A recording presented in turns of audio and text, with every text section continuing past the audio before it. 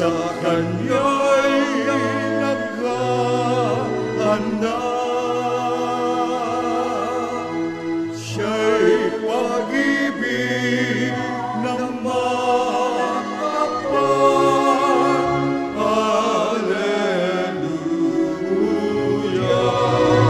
Alleluia, Alleluia.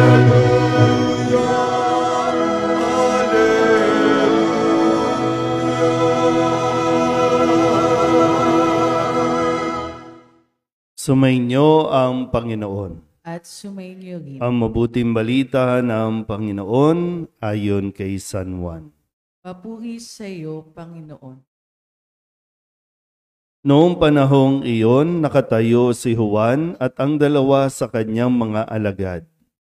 Nakita niya sa Jesus na nagdaraan at kanyang sinabi, "Ito ang kordero ng Diyos."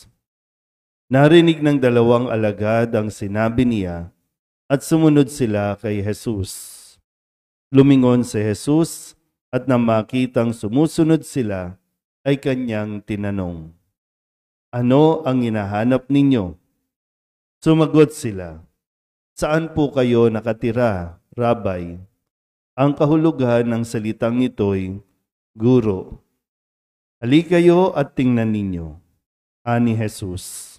Sumama sila at nakita nila ang kanyang tinitirhan, at tumuloy sila roon ng araw na yaon.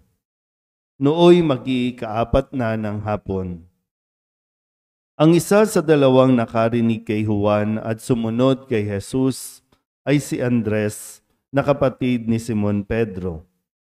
Una niyang hinanap ang kapatid niyang ito at kanyang sinabi sa kanya, "Natagpuan namin ang Mesiyas." Ang kahulugan ng salitang ito'y Kristo. At siya'y isinama ni Andres kay Jesus. Tiningnan ni Jesus si Simon at sinabi sa kanya, "Ikaw si Simon na anak ni Juan. Ang ipangangalan sa iyo'y Cephas." Ang katumbas ng pangalang ito'y Pedro. Ang mabuting balita ng Panginoon. Pinupuri ka namin, Panginoong Hesukristo. Isang mapagpalang umaga po sa inyong lahat. Tayo po ay nasa ikalawang linggo sa karaniwang panahon. Nung nakalipas na linggo ay atin pong ipinagdiwang ang Epiphany o ang pagpapakita ng Panginoon. Kanino nga po siya nagpakita? Kanino? Kay? Sino si Epifania? See? Tatlong pantas.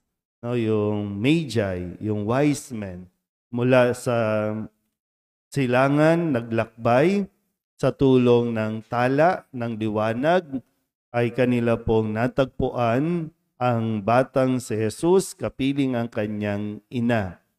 Pero sila po, no, kumbaga, kung titignan natin, no, hindi lang sila basta pumunta doon, hanapin yung kinaroroonan ng bata, kundi dahil sa paglitaw ng tala, ibig sabihin, mayroong tumawag sa kanila.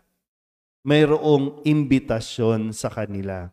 Dahil nga sila po ay tagapagsaliksik, no, ng pandagdag kaalaman at may kulang pa sa kanila, no, yung makilala, malaman ang tungkol sa Panginoon, kung kaya't sila po ay nakarating doon sa Bethlehem kung saan naroroon si Jesus, kung saan naroon ang Panginoon. So, ang pagpapakilala ng Panginoon sa tao ay isang imbitasyon din. Hindi ito nanggagaling sa atin, kundi ito ay nanggagaling sa Panginoon. Kaya kumbaga, no, hindi mo siya makikilala kung hindi kanya iimbitahan. Naintindihan ba? Kasi no, kung sa ating pagdiriwang ngayon, lahat po ng ating mga pagbasa ay nagpapaalala sa atin na tayo ay iniimbitahan ng Diyos na makilala siya, na kilalanin siya. At hindi naman siya talagang nagpapahirap para makita. O kaya naman gusto siya makita pero nagtatago. Hindi nagtatago ang Diyos.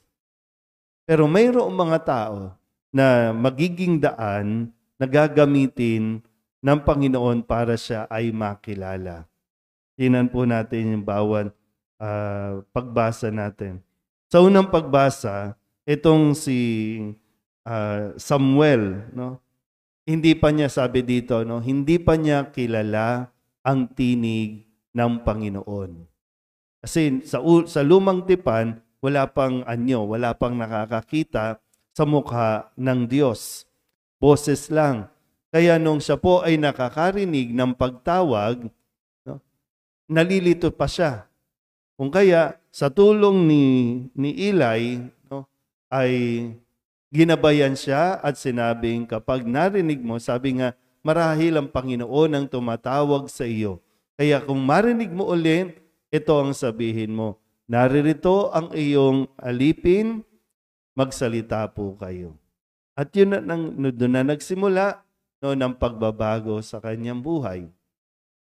Sa ating ebanghelyo, naririto si Juan Bautista.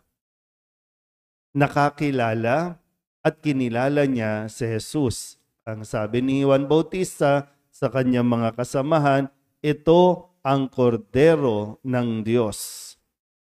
Ibig sabihin, ito na ang Mesiyas. Ito yung hinihintay natin. Nakilala ni Andres, ito si Jesus, pinuntahan ni Jesus, pinuntahan ni na Andres at inimbitahan sila ni Jesus, ali kayo para makita ninyo. Come and see. Nung makita na nila kung nasaan si Jesus, si Andres pumunta sa kanyang kapatid na si Simon. At dahil doon, nakilala ni Simon si Jesus.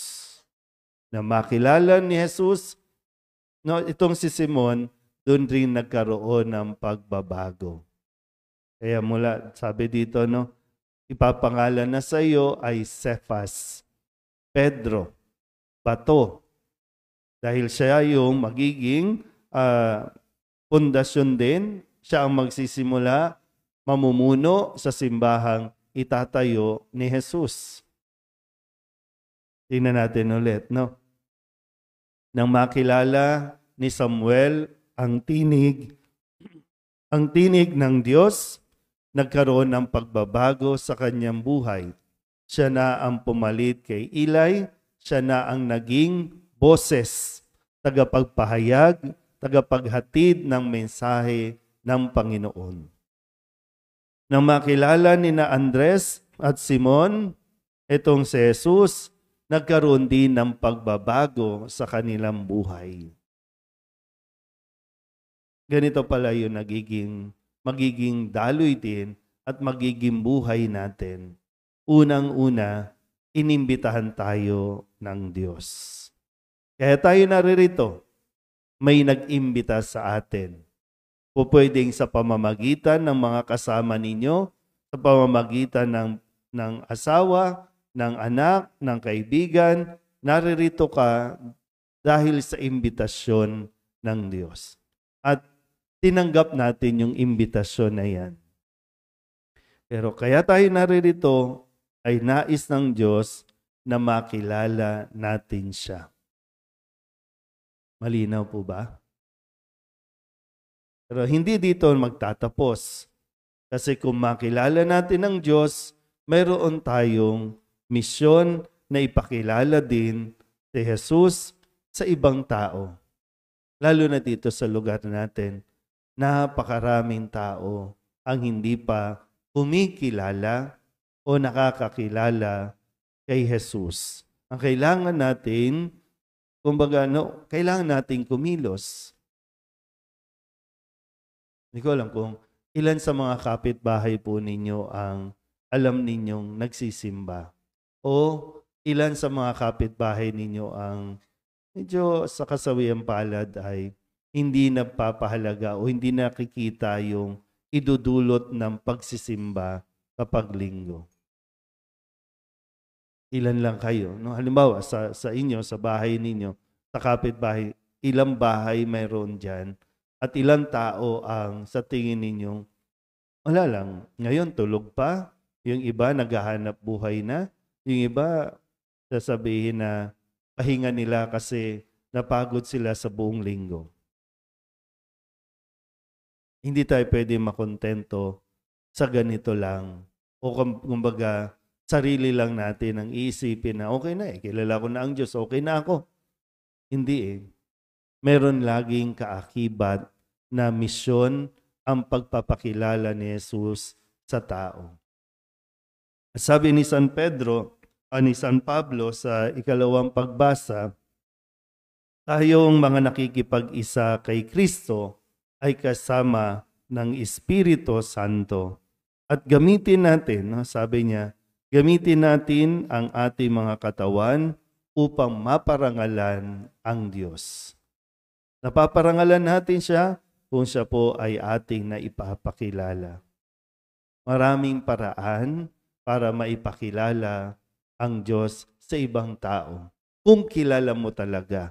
O sabihin natin, sa kung saan mo level kakilala ang Diyos, doon tayo magsimula. Sa social media, o ano man, sino man ang mga nag-views ng inyong mga social media, gamitin mo ito para maipakilala mo rin si Jesus na nakilala mo dahil sa kanya ring pag-imbita sa atin sa pagdiriwang na ito. Amen?